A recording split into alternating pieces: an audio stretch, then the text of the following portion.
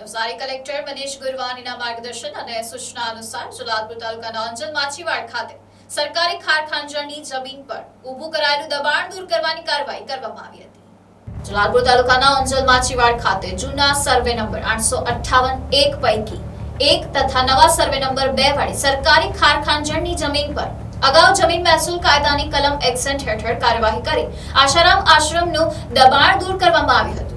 જોકે ત્યારબાદ આ જ જમીન પર ફરીથી ચારે તરફ તાર ફેન્સિંગ, બ્લોક પેવરિંગ તેમજ પતરાનો શેડ બનાવી દબાણ ઊભું કરવામાં આવ્યું હતું।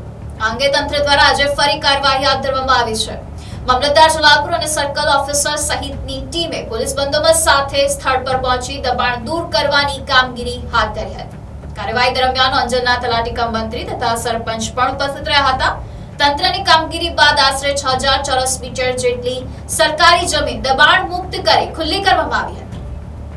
આજરોજ જલાલપુર તાલુકાના ઓંજલ માછીવાડ ગામ ખાતે બ્લોક નંબર 858 પૈકી એક વાળી જમીનમાં આસારામ આશ્રમનું જે 13 વર્ષ પહેલા દબાણ હતું તે ફરીથી દબાણ થવાનું શરૂ થયું હતું, જેમાં જિલ્લા કલેક્ટર શ્રી મનીષ ગુરવાણી સાહેબની માર્ગદર્શન અને સૂચના અનુસાર આજે મામદાર કચેરી જલાલપુર, તલાટી કમ મંત્રી ઓંજલ માછીવાડ અને જલાલપુર પોલીસ સ્ટેશનની ટીમ સાથે મળી અને આ દબાણને આજે દૂર કર્યું છે।